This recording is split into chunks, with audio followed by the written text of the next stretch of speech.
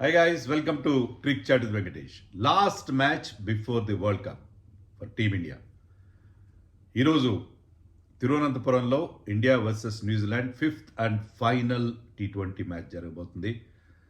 So ఏదైనా మనం adjustment చేసుకోవాలి, ఇంకా సెలక్షన్ విషయంలో ఏమైనా ఇష్యూస్ ఉన్నాయి, అవన్నీ సెటిల్ చేసుకోవడానికి ఇది ఆఖరి అవకాశం.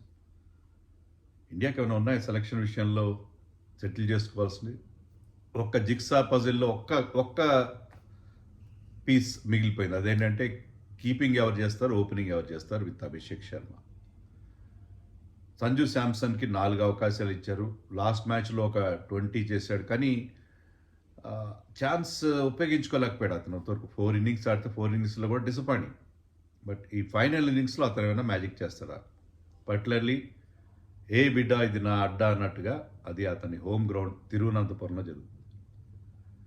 అండ్ ఫస్ట్ మ్యాచ్ అతను ఇంటర్నేషనల్ మ్యాచ్ ఆడడం ఆ గ్రౌండ్లో. ఎన్ని మ్యాచ్లు ఆడుంటాడు అని ఇంటర్నేషనల్ మ్యాచ్ ఆడడం ఇది మొట్టమొదటిసారి. అతనికి అక్కడ ఎలాంటి సపోర్ట్ ఉంటుంది అనేది ప్రత్యేకంగా చెప్పాల్సిన అవసరం లేదు. నిన్న మీరు చూసింటారు, ఎయిర్పోర్ట్లో మన టీం ల్యాండ్ అయ్యి వస్తుంటే ఆ ఎయిర్పోర్ట్లో విపరీతమైన క్రౌడ్ అతనికి వెల్కమ్ చేయడం చూసాం మనం. అండ్ సూర్యకుమార్ యాదవ్ అయితే డోంట్ డిస్టర్బ్ చేటా అంటూ అందరినీ ఇలా పక్క జరిపినట్టుగా యాక్టింగ్ కూడా చేశాడు. So Sanju Samson is a big hero. ఒక కల్ట్ స్టేటస్ ఉంది అతనికి. మిగతా చోట్ల కూడా అతని ఫ్యాన్స్ ఉన్నారు, బట్ కేరళలో is like a demigod. So అక్కడ అతనికి ఉన్న సపోర్ట్తో ఏమైనా మ్యాజిక్ చేస్తాడా, చేసి తన ప్లేస్ నిలబెట్టుకునే ప్రయత్నం చేస్తాడు. అంటే ఒక్క మ్యాచ్తో అది కొద్ది సాధ్యమైనా మీరు అడగచ్చు. ఎస్, ఇప్పుడున్న కరెంట్ సిచ్యుయేషన్లో Ishan Kishan is head and shoulders above Sanju Samson. Opening చేయడానికి, కీపింగ్ గ్లోవ్స్ వేసుకోవడానికి ఖచ్చితంగా అతను ఆ రేసులో ముందున్నాడు. ఎందుకంటే అతను ఆడిన 2 ఇన్నింగ్స్ సిరీస్లో చాలా మంచి పర్ఫార్మెన్స్ చూసాం మనం. అతను లాస్ట్ మ్యాచ్ ఇంజరీ వల్ల మిస్ అయ్యాడు. ఈ మ్యాచ్ ఆడతాడు లేక కొంచెం అంటే ఇంకా మనకి కంప్లీట్గా క్లారిటీ లేదు. బట్ వాట్ ఎవర్, అతను రేస్లో అయితే అతను ఖచ్చితంగా ముందున్నాడు. కానీ సంజు ఫామ్లోకి రావడం కూడా ఇండియాకి ఇంపార్టెంట్. అతను వరల్డ్ కప్లో ఆడకపోయినా కూడా, ఎందుకంటే అతను మనకి ఎక్స్ట్రా బ్యాట్స్మెన్గా అతను ఉండాలి కదా. అతను కూడా ఫామ్లో ఉంటే మనకి ఎవరికైనా ఇంజరీ అయినా ఏమైనా ఫామ్ దెబ్బతిన్నా మళ్ళీ అతను వచ్చి ఆడే అవకాశం ఉండాలి. సో సంజు ఫామ్లోకి రావడం చాలా చాలా ఇంపార్టెంట్. అలాగే ఇప్పుడు చాలామంది మాజీల అభిప్రాయంలో కూడా, మాజీ క్రికెటర్స్ అభిప్రాయం కూడా ఏంటంటే ఈ మ్యాచ్లో ఇషాన్ చేత ఓపెనింగ్ చేయించాలి, అంతకైతే అభిషేక్ రెస్ట్ ఇచ్చైనా సరే, లేదంటే ఇషాన్ చేత కీపింగ్ అనేది చేయించాలి. ఎందుకంటే అతను వరల్డ్ కప్లో మీకు అతను కీపర్గా ఉన్నప్పుడు అతనికి కోర్స్ అతను కీపింగ్ కొత్త కాదు. ఇండియాకి ఆడి 2 ఏళ్ళు అయింది అతను, ఇండియాకి ఆడి ఈ సిరీస్కి ముందు. బట్ ఇండియన్ కీపర్గా మళ్ళీ అతనికి కొంత మ్యాచ్ సిచ్యుయేషన్ కోసం అతను కీపింగ్ చేయించాలి, ఓపెనింగ్ చేయించాలి కూడా అంటున్నారు. మరి ఏం చేస్తారు చూడాలి. సెలెక్టర్స్ చాలా టిక్లిష్ ఇష్యూస్ ఇవన్నీ. ఏం చేయాలి, ఎలా ఎవరిని ఎక్కడ ఆడించాలి అనేది చాలా టిక్లిష్ ఇష్యూస్గానే మనకు కనిపిస్తున్నాయి. But I think Sanju will open. Keeping ఏమైనా ఇషాన్ చేస్తాడో తెలియదు, కానీ సంజు అయితే ఓపెనింగ్ చేస్తాడని మనకి క్లియర్గా అర్థమవుతుంది. ఎందుకంటే Sanju Samson is good at opening style. అందుకు ఆల్రెడీ మనం చేసిన మిస్టేక్ ఏంటంటే అతను మళ్ళీ మిడిల్ ఆర్డర్లోకి ఇక్కడ షంటింగ్ చేయడం అనేది కొంత ఇబ్బందికరంగా అనిపించింది. But I think Sanju will open and Ishan will bat at number 3. But keeping ఏమైనా ఇషాన్ చేస్తాడనేది we have to wait and see. ఇంకేమైనా మార్పులు ఉంటే అక్షర్ పటేల్ సంగతి ఏంటి? అక్షర్ పటేల్ కూడా చిన్న గాయమైంది చేతికి, కానీ అతను రిస్క్ చేయట్లేదు because is very very important player. మరి ఈరోజు మ్యాచ్లో సితాంశు కోటకు వచ్చాడు మా ప్రెస్ మీట్కి నిన్న. అతను ఏమన్నాడంటే Ishan Kishan most likely to play అని అన్నాడు. అక్షర్ కూడా అలాగే అన్నాడు. అక్షర్ని ఆడిస్తారా, లేకపోతే ఈ మ్యాచ్లో కూడా అతను కూర్చోబెడతారు అనేది హ్యావ్ టు. కానీ అతను కూడా అంత గేమ్ టైం కావాలి కదా. ఫస్ట్ మ్యాచ్లో కూడా he was there for only a brief period. So అందుకని అక్షర్ పటేల్ ఆడే అవకాశాలు కూడా కనిపిస్తున్నాయి. సో ఎవరి ప్లేస్లో వస్తారు? రవి బిష్ణోయ్ ప్లేస్లో అక్షర్ వస్తాడు, హర్షిత్ రాణా ప్లేస్లో ఇషాన్ కిషన్ వస్తాడని అనుకుంటున్నాను నేను. సో అదే ఒక 2 వరుణ్ చక్రవర్తిని ఆడిస్తారా? వరుణ్ చక్రవర్తి 2 మ్యాచ్లు ఆడించారు. ఎందుకు అతని ఊరికి ఎక్స్పోజ్ చేయాలి? అతని వేరియేషన్స్ అందరికీ ముందుగానే ఎందుకు తెలియజేయాలి? వరల్డ్ కప్ ముందు అతన్ని have to keep him in the wraps అనే ఒక ఫీలింగ్ ఉంటుంది. అలాగే బుమ్రా విషయం ఏంటి? బుమ్రాకి 3 మ్యాచ్లు ఆడతారు, 4 మ్యాచ్లు ఆడాడు Bumrah. Looking in good rhythm. చూడాలి మరి బుమ్రాని కంటిన్యూ చేస్తారా లేదా అనేది కూడా. లేకపోతే హర్షిత్ రాన్ ఆడించి బుమ్రాని కూర్చోబెడతారా? That also we have to wait and see.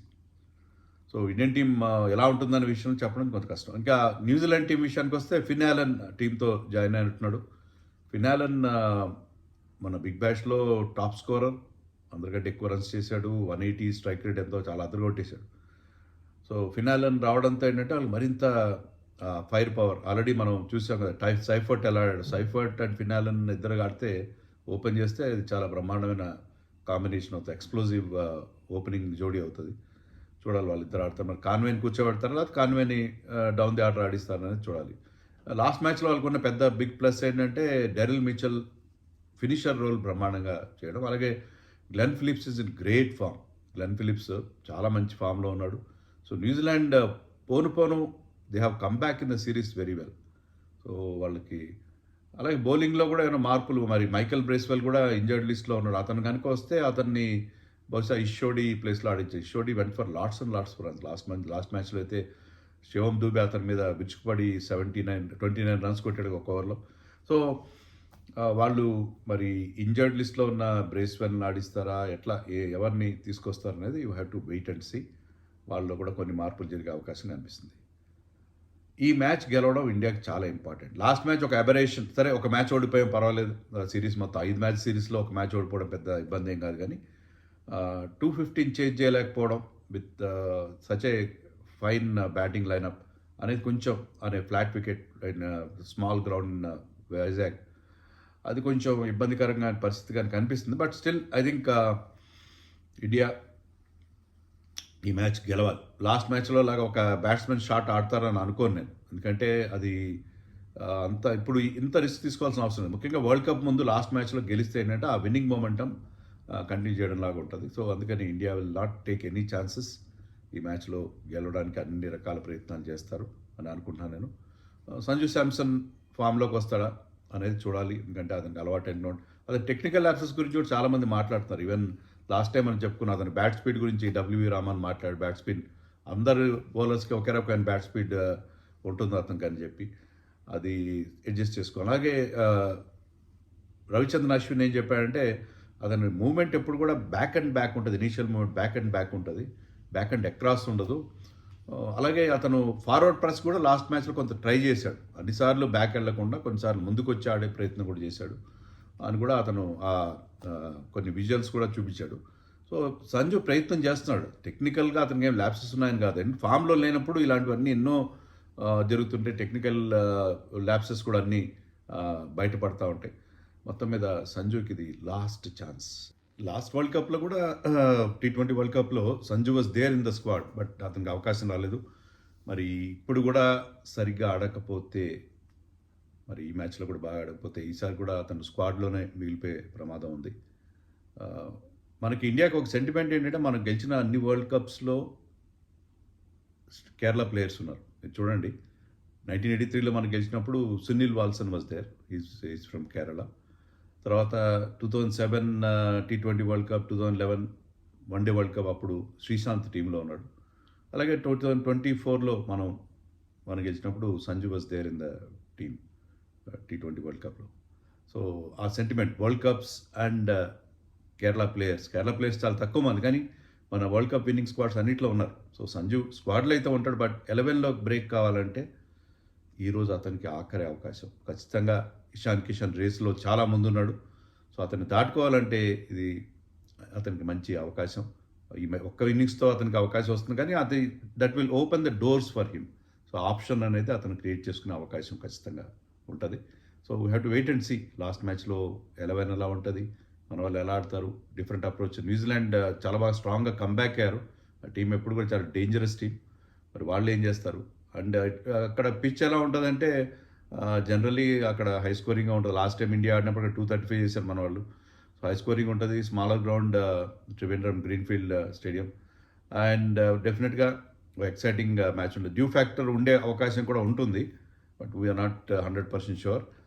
So last match చాలా చాలా ఇంట్రెస్టింగ్గా ఉండబోతుంది. చాలా ప్రశ్నలకు కూడా మనకి సమాధానం తెలియాలి. మన ఫిట్నెస్ గురించి కూడా పూర్తిగా మనకి ఒక కాన్ఫిడెన్స్ రావాలి. So let us wait and see what our guys will do in this match.